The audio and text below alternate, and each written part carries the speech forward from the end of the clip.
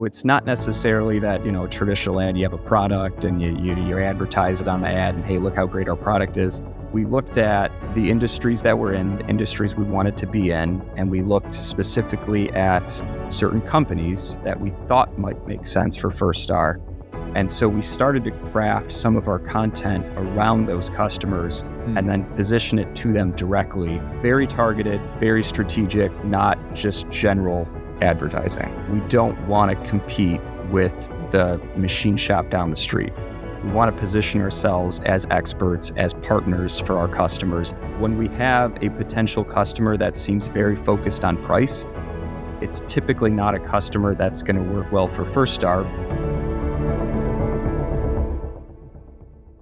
I'm excited to be joined again by Luke Orszag, president of Firstar. Firstar is one of Empowered Ventures' operating companies and actually was EV's first diversifying acquisition back in 2021. So we are very recently kind of celebrating Firstar's 5th full year as part of Empowered Ventures. Luke, thanks for coming back on the show. Yeah, thanks, Chris. Happy to be here. Yeah. So thought we could just do a bit of a recap of we're right in the middle of kind of wrapping up our fiscal year as an enterprise. And so it's kind of good timing to look back and talk about the past year. What highlights for you stand out as far as the year Firstar just wrapped up? Sure. Yeah, I think when I look back at this past fiscal year, it's almost a tale of two halves. So the first half of the year, we saw demand almost go away entirely. I mean, obviously still some things there, but then the second half, almost to the date, really took off. It was actually kind of surprising given the way everything was going with the economy at the time and kind of the uneasiness that everyone was feeling. At the time, tariffs started kicking in. That was, led to some uneasiness. And once we got into September, we immediately had to start hiring. I mean, it was pretty remarkable how quickly it took off, and we're still digging out of it to a certain extent. So yeah, I mean, as far as the year ended up, versus budget, we did okay. Not where we wanted to be. It was a pretty big hole to dig out of. I guess it's probably a fair way of saying in the first half of the year. So to finish where we did, very happy with the effort of the employees. Everybody just kind of pulling together to get as much as we could out the door.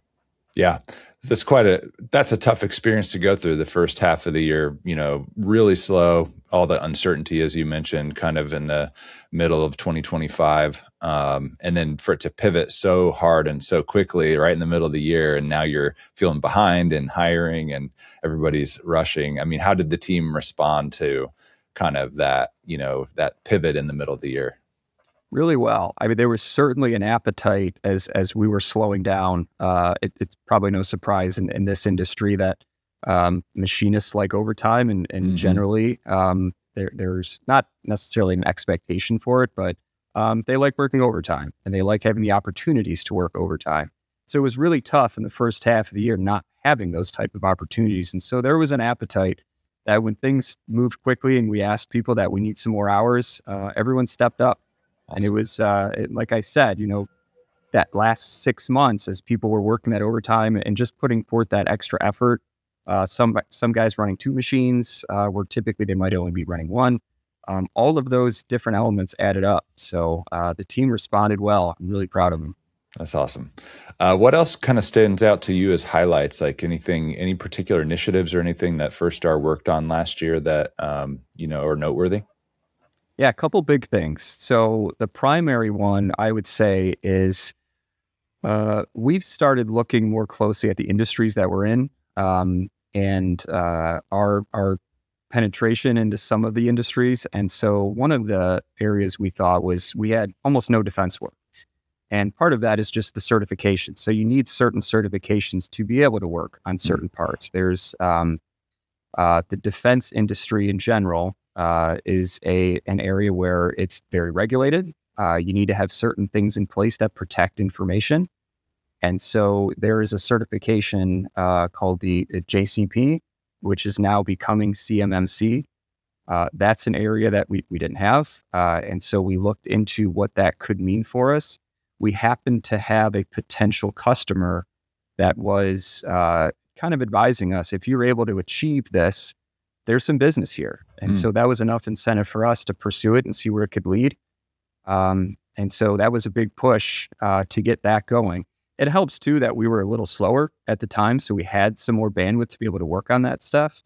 And then, of course, as it always happens, as soon as we get the certification, we start getting that business, everything else turns up. And so we're, but that's a good place to be in.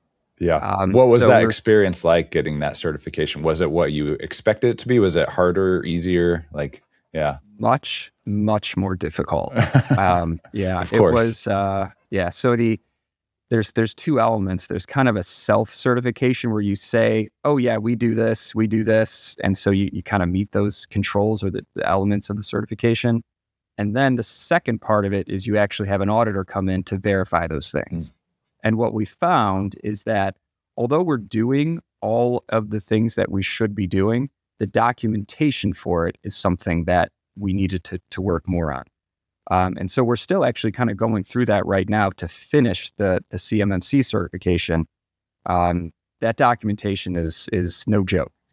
It's a lot. And I can see why a lot of machine shops or just contract manufacturers in general wouldn't want to go through it. It's a full court press to get it done. And like I said, we're still kind of ironing out some of the wrinkles of it now. Yeah, but it did open up some opportunities for you, it sounds like. Yeah, absolutely. One particular customer that will end up being one of our largest customers at this point. And 100% defense work. There's no commercial work associated with them. So yeah, we needed that certification to be able to open that up. Wow, congrats. That's amazing. What else did you work on this past year worth highlighting from an initiatives perspective? Yeah, another big one. So along with kind of looking at the different markets that we're in and maybe certifications was the path for the defense, we also just wanted to see just organic growth or, kind of the demand side. So we started working with somebody on our marketing specifically, and we've done different flavors of us in the past, and we haven't done just a pure marketing element yet. So we started that. We found someone we like to work with.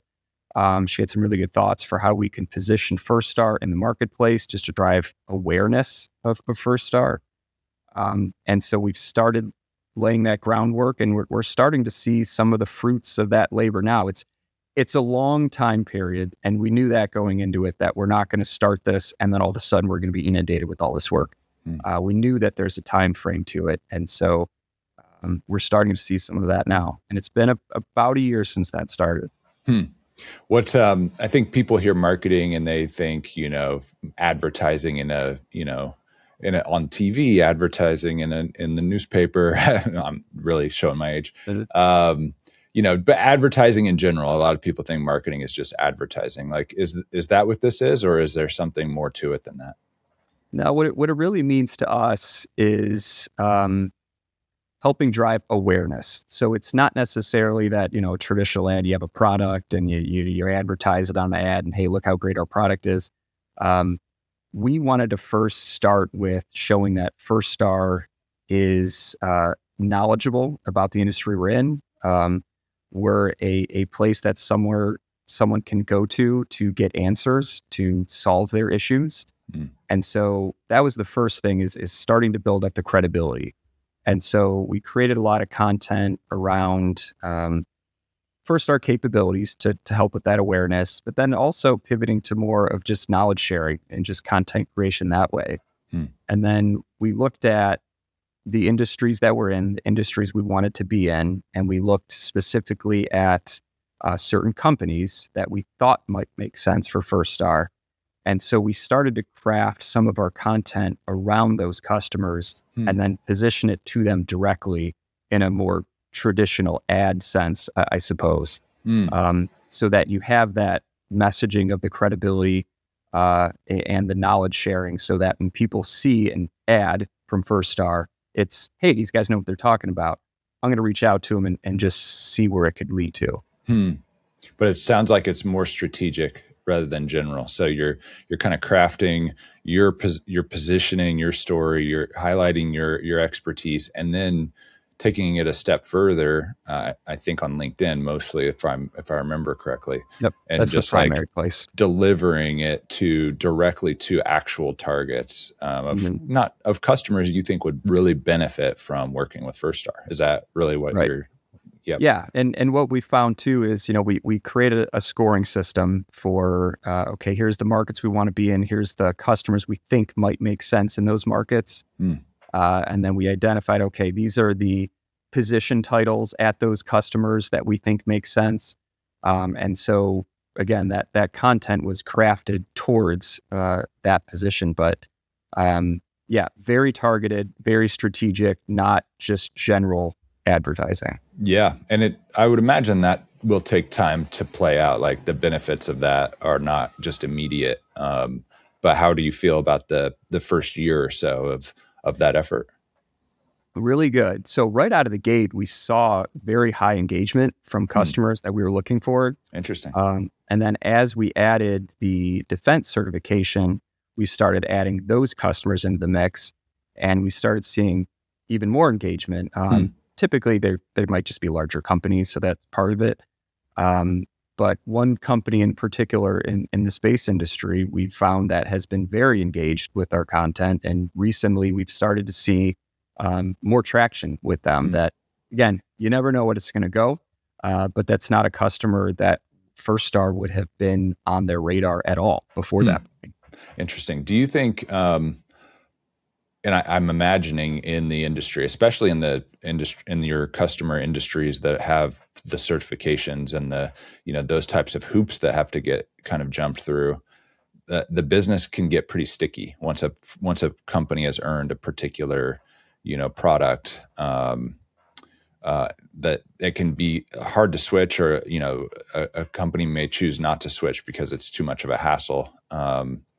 Unless they have to. So I guess what ultimately do you think drives the opportunities more? Is it switching of things and kind of cost, looking for better cost, or do you think more opportunity will come from companies that are maybe doing something new, like they're building a new product and they want to diversify their supply chain or find someone that, fits a new product that they're working on?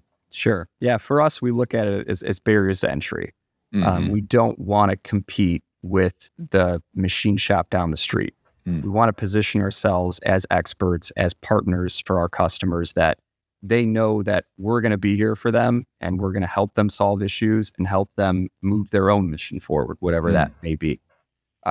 So when we have a potential customer that seems very focused on price, it's typically not a customer that's going to work well for Firstar, because we're not building that partnership. That they're only looking at that cost per unit, and we're not helping them solve issues. We're not helping them move their mission forward. We're just helping them solve one specific problem for cost. We're obviously, there's different things we can do with that to help them with that, but that's not what we're targeting. We're helping companies move things forward, and we're not trying to do that through costs. The best part to say. So that could be an existing product line for them that someone else is doing the work, but they're probably experiencing some challenge with that. If they're open to, they want some help to figure out something that's not working, is what I'm hearing. Yeah, and it could come in a couple different forms. Most typically for us is we'll have a customer come to us and say, "Hey, I cannot find a supplier for this. Something unique about the part, the material, the geometry, tolerances, whatever it might be, but they're having an issue finding a supplier for it." So that's typically our entry point, is we can come in and help them, kind of remove that thorn in their side to start. And then from there, that you have some credibility. And so you ask what else could be out there. And sometimes they'll offer it up as, "Hey, you guys did really great with this. Here's another one that, it's not as big of an issue, but we could use some help with." The environment we're into right now, in some cases, is lead times. So there's some vendors that, they're turning away work because their shop is full. And so we're finding customers that are looking for extra capacity, basically. And so, the foot in the door in that case is It could be an existing product. You're helping reduce their lead time. But again, building that credibility is we should be able to then stick with that customer that as that expands, or even you have some sharing of work at that point. So yeah, that makes a lot of sense. So, but I imagine if I'm that company looking for someone, a machine shop that has capacity, combining the capacity with the technical prowess that is necessary to achieve difficult to produce parts, that's really where Firstar shines. Right. That's the niche. Yeah. Yeah. Great. Well, looking back, what do you feel most proud of in the past year that Firstar has achieved, or what would you celebrate for the year? Sure. I think for us, the first thing really is, again, tale of two halves.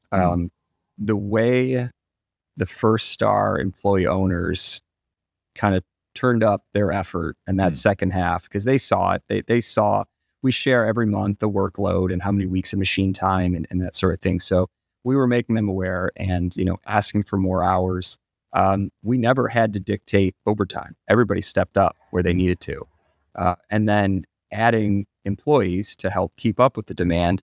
The existing Firstar employees, very willing to train, very willing to help out, because they know at the end of the day, that's going to help them too. So really just the attitude and the effort of the Firstar employee owners was really stood out to me this past year more than any year previous. Wow. That's awesome. That's awesome. What about looking forward? This coming year, we're in 2026, our fiscal year's just begun. So over the next 12 months or so, like, what are you excited about? So first is finishing the CMMC certification. It's that, like I said, it is not easy, but so we're anticipating to finish that sometime before the end of June at this point. So put that behind us, and that'll be kind of a feather in the cap, so to speak. After that, it's really starting to just see where that goes in terms of marketing that, looking for more customers. One of the other areas too is looking at employee development. That's something we want to focus a little bit more on this coming year. Is the machining workforce is not getting younger. There is a workforce shortage already, and it's already gonna get worse before everyone realizes. So one of the things we've started to do already is internal development of employees, but then starting to look at, okay, how can we set up a system where if we're bringing in someone off the street, we could more quickly get them up to speed for what we would need.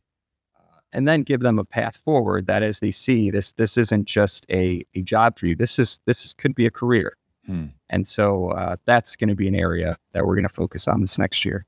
That sounds awesome. This has been great, Luke. Appreciate your time, and thanks for coming back on Empowered Owners. Yeah. Thanks, Chris.